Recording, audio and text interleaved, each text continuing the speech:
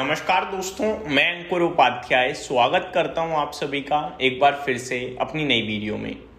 दोस्तों, कल भारतीय बाजार आपके लिए गिरता हुआ दिखा, लेकिन थोड़ा बहुत, बट रात में अमेरिका का बाजार क्रैश हो गया, जिसकी वजह से हमारा गिफ्ट निफ्टी भी नीचे है। कल अमेरिका में नैस्डैक असली परेशानी बना, ये सब हम सभी को पता है और मैं भी डिस्कस कर चुका हूं। लेकिन कल नैस्डैक अचानक से इतनी तेज गिरा क्यों, ये हम सभी को जानना है। मैं आप सभी के साथ इसी को इस वीडियो के माध्यम से डिस्कस करने वाला हूं। शुरू करते हैं बिना किसी देरी के।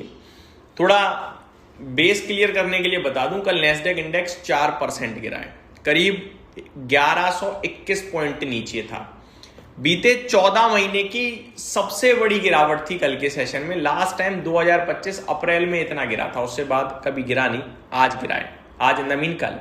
इसके पीछे दो बड़े कारण मैं आपके साथ शेयर करना चाहूंगा। पहला है एंथ्रोपिक, ये आप सभी अच्छे से जानते ही होंगे। अगर एंथ्रोपिक नहीं जानते हो तो चैट जीपीटी तो जानते ही होंगे, वो इन्हीं का प्रोडक्ट है। एंथ्रोपिक आप ये कह सकते हो लीडिंग एआई कंपनी है।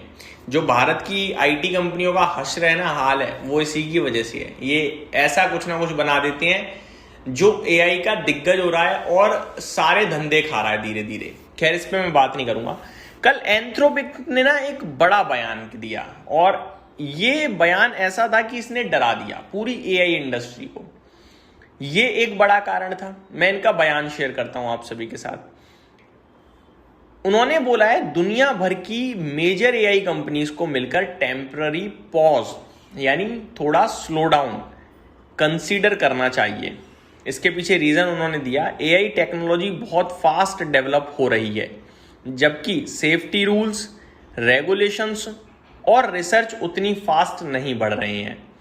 अगर सिर्फ एक कंपनी डेवलपमेंट स्लो करेगी तो दूसरी कंपनी रेस में आगे निकलने के लिए और तेजी से मेहनत करेगी और आगे निकल जाएगी।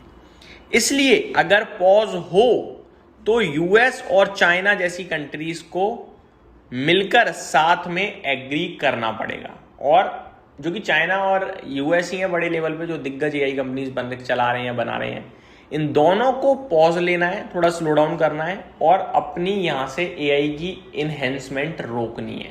सिंपल भाषा में ऐसा उन्होंने क्यों कहा है, अब वो समझते हैं। उन्होंने कहा है रिकर्सिव सेल्फ इंप्रूवमेंट, ये सबसे इंपॉर्टेंट पॉइंट है। इसका मतलब क्या होता है, मान के चलो कि एआई ने मॉडल ए बनाया। अब एआई मॉडल ए इंजीनियर्स की हेल्प करके मॉडल बी को और बेटर बना देता है।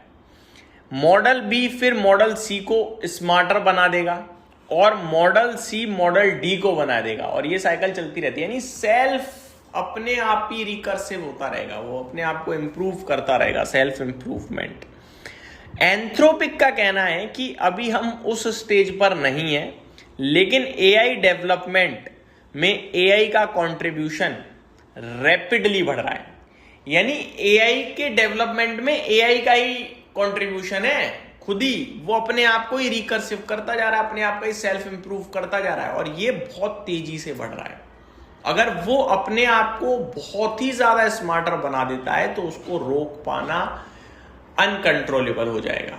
इन्होंने न्यूक्लियर वीपन से एआई को कंपेयर किया एक तरीके से। मैं आपको बताता हूं, एंथ्रोपिक के हिसाब से जैसे न्यूक्लियर वीपन्स पर इंटरनेशनल ट्रीटीज होते हैं, वैसे ही एक पावरफुल एआई पर भी ग्लोबल कोऑर्डिनेशन की जरूरत हो सकती है। इन्होंने कहा न्यूक्लियर वीपन्स को देखने के लिए ग्लोबल ट्रीटीज हैं, देखभाल करते हैं किसको करना है, किसको नहीं करना, करना है नहीं करना, कितना करना है कितना नहीं करना।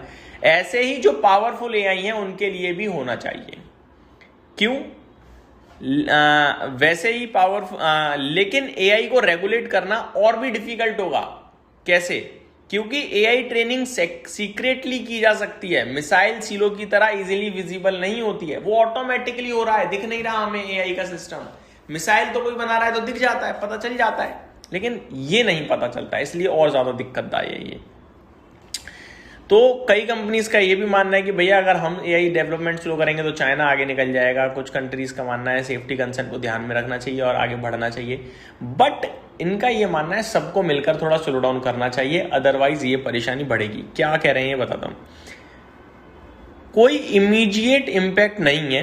एआई कंपनीज ट्रेनिंग और डेवलपमेंट कंटिन्यू कर रही हैं, लेकिन लॉन्ग टर्म में अगर गवर्नमेंट फ्यूचर्स में स्ट्रिक्ट एआई रेगुलेशंस लाइसेंसिंग लाती है तो लार्ज एआई कंपनीज को बेनिफिट हो सकता है, कंप्लायंस कॉस्ट बढ़ सकती है, एआई डिप्लॉयमेंट की स्पीड स्लो हो सकती है।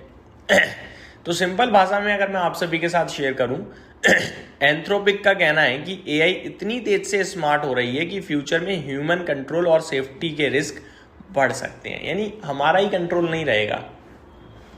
इसलिए यूएस, चाइना और मेजर एआई कंपनीज को मिलकर एडवांस्ड एआई डेवलपमेंट को टेम्पररी स्लो करने का ऑप्शन कंसीडर करना चाहिए। और ये मुझे लगता है एआई कंपनीज के लिए एक बड़ा झटका था कि भैया स्लो हो जाएंगे, ग्रोथ रुकेगी तो फिर हो सकता है। बट इन्होंने अपना ओपिनियन रखा। देखो एंथ्रोपिक तो बहुत बड़ी हो गई है, अब वो सबको स्लो करके खुद भी स्लो हो जाती है तो ठीक है, लेकिन अगर स्लो नहीं हुए, सभी रेस में रहे तो फिर ह्यूमन कंट्रोल कम हो सकता है, इसकी वजह से परेशानी है। एक ये बड़ा कारण था।